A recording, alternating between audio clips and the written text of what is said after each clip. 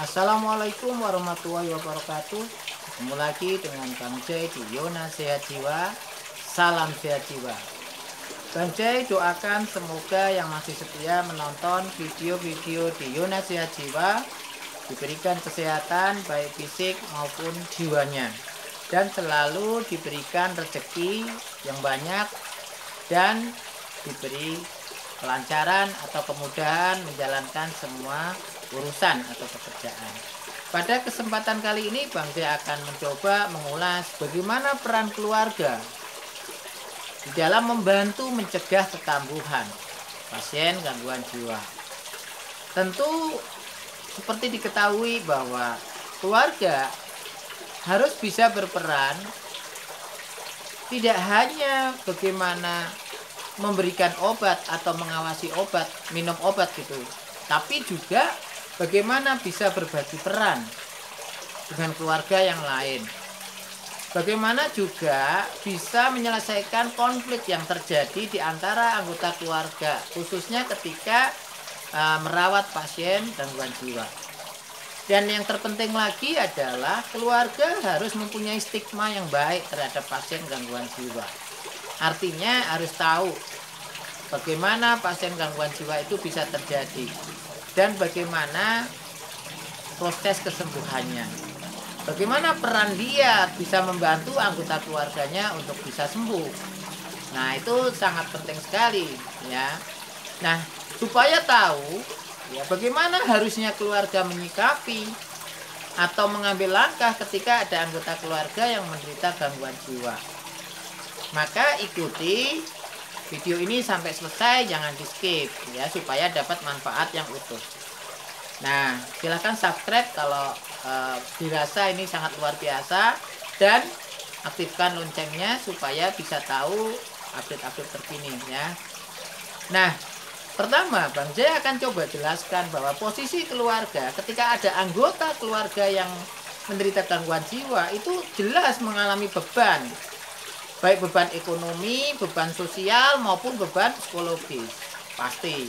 Tapi apakah kita harus mengalah begitu saja dengan nasib, dengan takdir? Enggak, kita harus berusaha menghadapi itu semua dengan bijak. Apapun itu, semuanya itu dari Tuhan, dari Allah.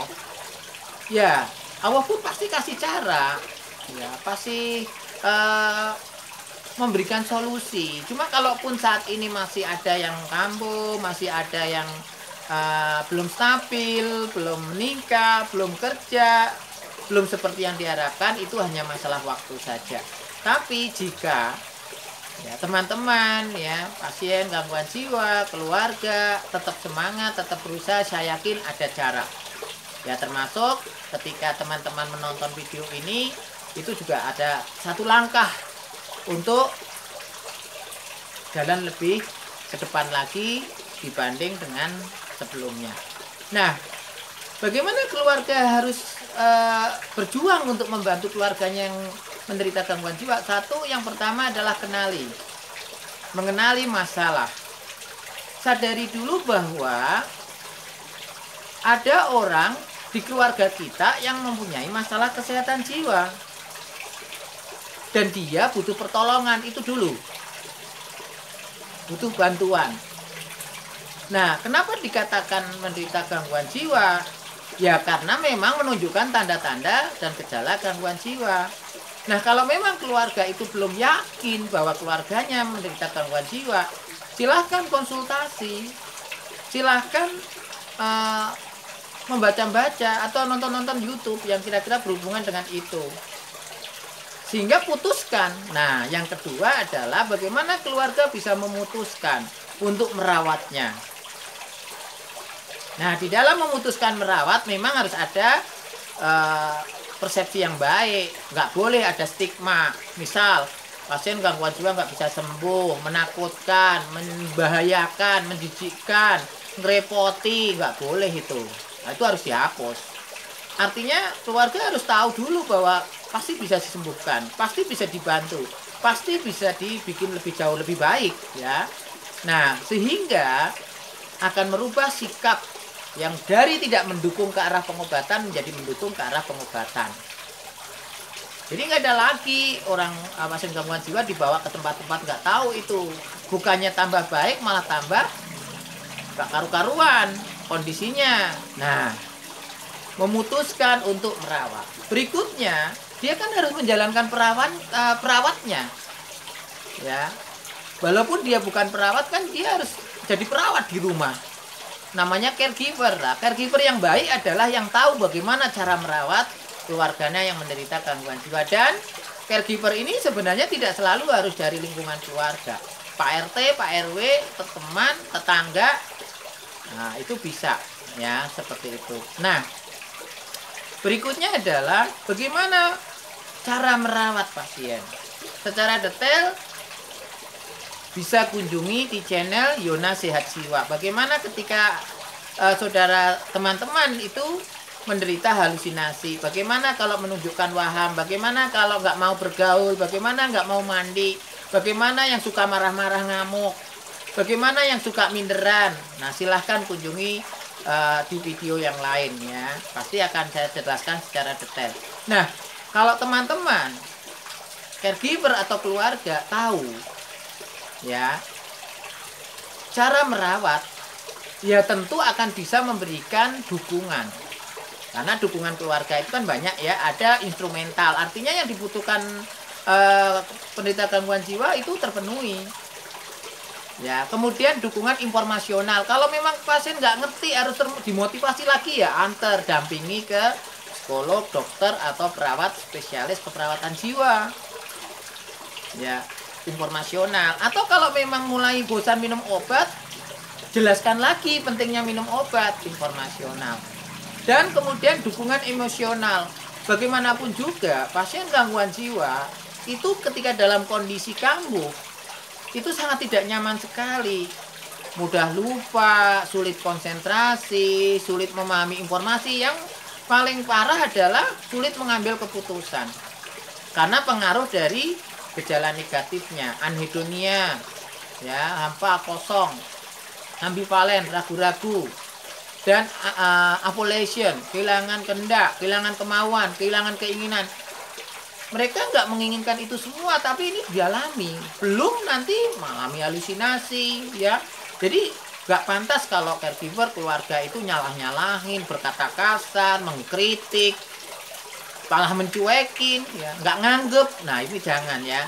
Harusnya tetap dirangkul, berikan rasa nyaman secara emosional, berikan rasa diakui, dipedulikan, sehingga pasien itu juga merasa nyaman. Kalau merasa nyaman, kecemasan akan berkurang, panik bisa dihindari, sehingga yang namanya halusinasi pun bisa ditekan atau diminimalkan, bahkan bisa dihilangkan. Demikian juga ada namanya dukungan penghargaan. Bagaimana keluarga juga harus bisa ngerti kemajuan pasien, makanya harus tahu masalah kesehatannya. Jadi bisa mengukur keluarga saya saat ini berada di posisi mana. Arah stagnan, tetap membaik, atau malah mundur. Nah, itu yang penting sekali. Sehingga teman-teman tidak takut bahwa keluarga saya kambuh lagi enggak, waduh nanti kok kambuh gimana. Lah, keluarga harus proaktif. Walaupun tidak satu rumah, bisa saja berbagi peran dengan keluarga yang ada di sekitar situ. Siapa yang menunggui, siapa yang mengawasi obat, siapa yang nanti akan mengajak rekreasi, siapa yang nanti nemenin orang untuk berobat, kemudian siapa yang akan mendonasikan penghasilannya untuk membantu beli alat-alat mandi. Nah, ini harus dipikirkan sampai dia bekerja, sampai dia memperoleh penghasilan atau bisa bekerja lagi. Nah, ketika keluarga bisa berperan, ya, baik dia bisa memberikan dukungan informasional, penghargaan, instrumental, emosional, maka pasien akan nyaman di rumah dan merasa terdukung, sehingga bosan minum obat, nggak semangat untuk menjalani pengobatan, itu akan berkurang. Dan insight, tilikan diri pasiennya akan baik, karena dengan tilikan diri yang baik, dengan kesadaran diri yang baik tentang penyakitnya, akan meningkatkan komitmen dia untuk sembuh, komitmen dia untuk tidak kambuh, ya, itu ya. Jadi sembuh. Kenapa tidak? Bisa. Cuma ya harus diupayakan, harus diusahakan. Nggak bisa kita hanya nunggu atau berharap hanya minum obat teratur, minum obat teratur. Pastikan apa yang bisa dilakukan oleh kita. Tingkatkan kemampuannya, jangan hanya berharap tandanya turun.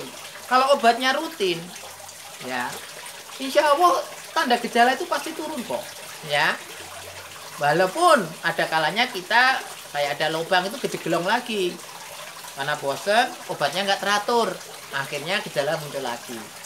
Seandainya selain tanda gejala itu menurun karena obat diobati, pastikan bahwa apa yang diperlukan lagi kemampuan mengatasi masalah, problem, solving skill, baik itu yang orientasinya ke emosional maupun yang orientasinya ke masalah. Nah, keluarga mempunyai potensi, mempunyai peluang untuk membantu mencarikan orang yang bisa menguraikan semua persoalan yang membuat keluarganya mengalami masalah kesehatan mental atau kesehatan jiwa. Jadi obat luar biasa penting. Oke.